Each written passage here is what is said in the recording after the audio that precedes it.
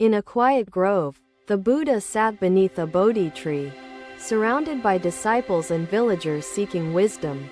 A mother approached, her face etched with worry, carrying her young child whose eyes flickered with restless energy. "Blessed One," she said, her voice trembling, "my son no longer listens to my words. His heart seems caught by shadows." The Buddha continued, "Let me tell you about a man named Sutta who sought the answer to his suffering everywhere. Sutta traveled across villages, mountains, and rivers, visiting sages and scholars who promised enlightenment in exchange for devotion and offerings. He spends his days with glowing screens," she began. "He no longer joins the family at meals or the temple gatherings. How do I reach him?" The Buddha nodded, his expression gentle yet knowing. He turned toward the child, who gazed at the pond nearby, distracted. "Come here, young one," the Buddha said, his tone inviting but firm. The child hesitated, then approached with curiosity in his steps. The Buddha pointed to the still pond before them. "What do you see in its waters?" he asked. The child peered into the pond, its surface reflecting the sky and the trees. "I see the clouds, the trees, and myself," he said. The Buddha smiled. "Now," he continued, "what happens when a stone enters this stillness?" The child picked up a small pebble and tossed it into the pond. Ripples spread outward, distorting the reflection. "Why does the water lose its clarity?" the Buddha asked. The child replied, "The ripples disturb it." The Buddha nodded and turned to the mother. "The mind, like water, reflects truth when still. Distraction creates ripples that obscure understanding." The mother lowered her gaze, tears gathering in her eyes. "How can I still my son's mind and guide him back to clarity?" she asked. The Buddha, serene, responded, "Begin with yourself. Become the calm presence you wish to see in him." The mother looked up, puzzled. "But how can I radiate calmness when my heart is burdened with worry?" The Buddha gestured toward the pond. "To calm water, you do not battle the ripples. Instead, you wait and let stillness return." The disciples murmured, understanding blooming among them. The mother drew a deep breath, absorbing his words. The Buddha continued, "Create moments free of the glowing screens. Share meals in silence, savoring the flavors and the company. Wisdom lies in silence, not in the pursuit of noise and external truth." The Buddha's gaze rested briefly on each disciple, pausing for moments to connect deeply before continuing his discourse. In stillness, the mind discovers its own treasures. Unshackled by distractions, the child blinked, pondering the Buddha's words. The mother smiled faintly, hope flickering in her eyes. The Buddha reached out and picked a lotus from the water's edge. "Do you know why the lotus blooms, untouched by the mud?" he asked the child. The boy shook his head. "It grows toward the light," the Buddha said. "Though rooted in the mud, it rises above, seeking clarity and truth." The child touched the lotus petals, his fingers gentle, and smiled. "Your mind," the Buddha said, "is like this lotus. Let it grow toward wisdom and beauty, not remain mired in distraction." The mother folded her hands in gratitude. "Blessed One," she said, "I will strive to be the stillness my child needs." The Buddha nodded, his voice serene, and when stillness surrounds him, he will learn to embrace it, finding his own clarity. The disciples watched as the mother and child departed, their hearts lighter than when they had arrived. The Buddha turned to them, his gaze steady. "Let each of you remember," he said, "that calmness is not taught but lived. Be the mirror you wish for others, and ripples will subside." The grove fell silent, the stillness deep and profound, mirroring the wisdom shared that day. Day, another step in the journey of enlightenment. The Buddha sat beneath the Bodhi tree, his presence serene. A father approached him, carrying the weight of a question. "Blessed One," the father began, How can I guide my son to connect truly in this digital age? The Buddha opened his eyes, gazing at the man with compassion.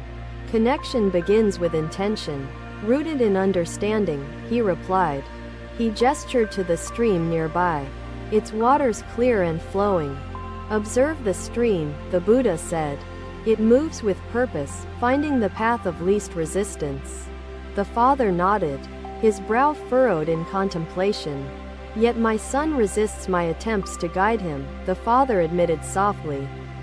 He clings to his glowing screen. Forsaking real connections, resistance is natural. For change unsettles the mind, the Buddha responded. But every mind seeks peace, even amid chaos. He took a pebble, dropping it gently into the stream. Ripples formed and dissolved, blending into the flow. Do not force connection, but invite its essence, the Buddha advised. The father sat beside the Buddha, his heart heavy with concern. What is the essence of connection? The father asked earnestly. How can I create a bond that withstands distractions? The Buddha extended his hand, lifting a leaf from the ground. Consider this leaf, he began. It thrives when nourished by the tree, yet it must endure the winds of change. The father studied the leaf, realizing its fragility and resilience intertwined. Does my bond with my son reflect such nourishment? He wondered aloud.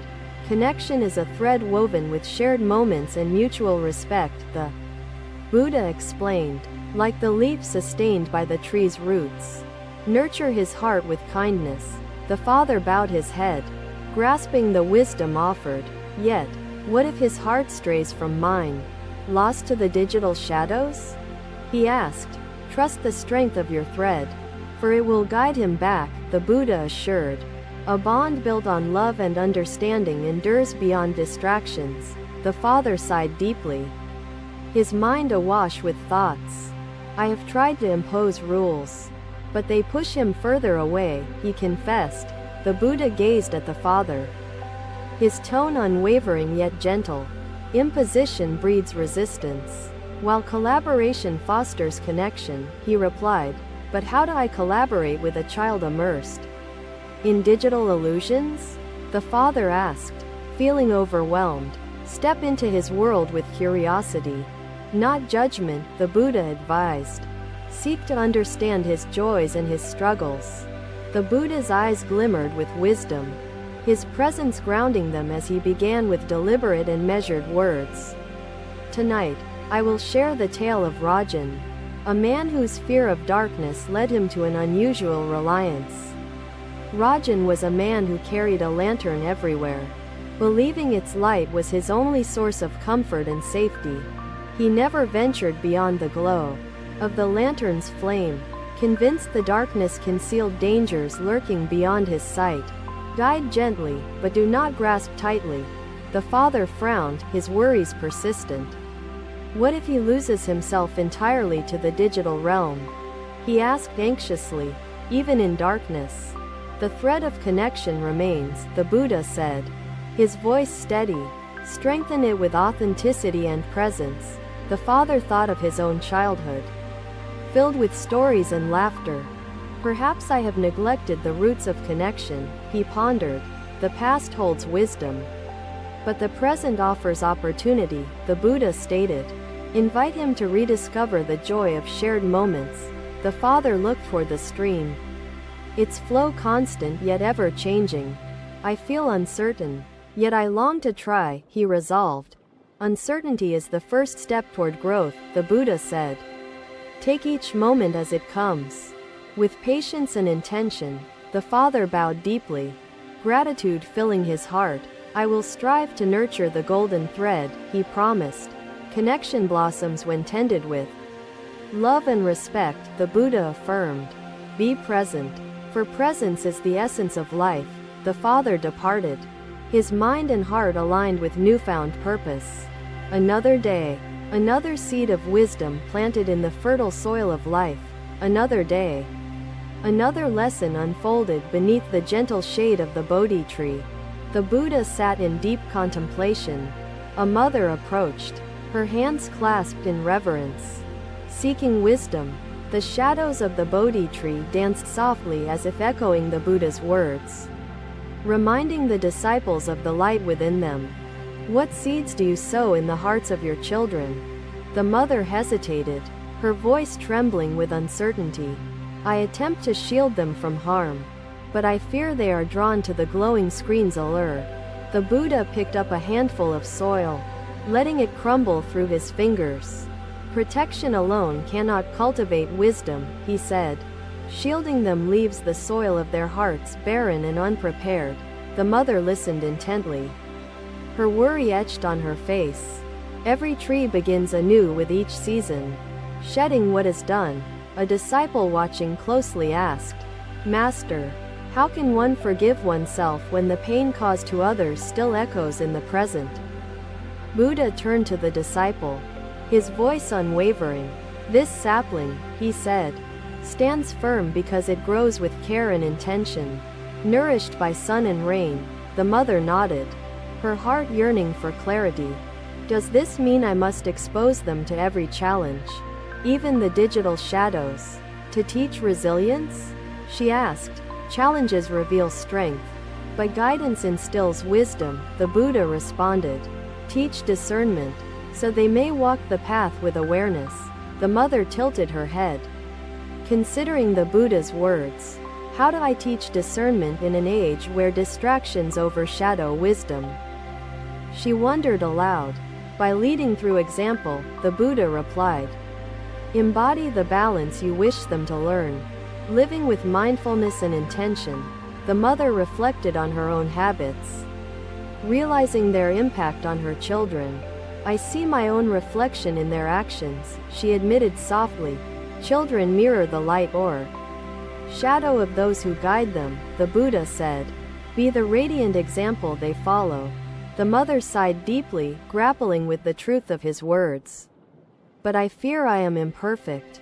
Unable to embody constant mindfulness, she confessed.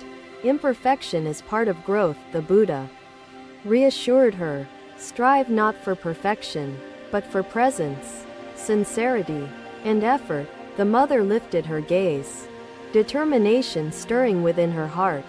How do I balance nurturing them while allowing them the freedom to explore? She asked. Balance lies in guiding without binding, teaching without enforcing, the Buddha explained. Trust them to grow, but remain their anchor. The mother thought of her child, imagining the digital temptations that swayed his focus. What if my teachings fail to root deeply? She asked, her voice trembling. Even a single seed of wisdom holds potential, the Buddha replied. Plant it with love, and it will blossom in time. The mother touched her heart, moved by his simple yet profound words. How do I trust the seed to grow when I cannot control its journey? She asked. Trust arises from faith in the process, the Buddha said. Growth unfolds in its own time, beyond the grasp of control. The mother closed her eyes, picturing the garden of her child's future. And what if the weeds of distraction overwhelm the seeds I plant? She questioned. Weeds can be removed, but the gardener's vigilance is essential, the Buddha explained. Tend the garden with patience and care. The mother opened her eyes, a sense of calm washing over her. What is the most important lesson I must teach them? She asked. Teach them to cherish the present moment, for it is the foundation of mindfulness and the root of wisdom, he answered. The mother smiled faintly, her heart lighter with newfound understanding. I will strive to embody these teachings in my life, she said. Remember, the garden of intentions thrives when nourished with love, presence, and humility, the Buddha affirmed. The mother bowed deeply, gratitude radiating from her being. The Buddha sat silently, his presence a testament to the boundless wisdom that inspired her to begin anew. Thank you for watching. Buddha's teachings are always with you. Subscribe to our channel and we will see you in the next video.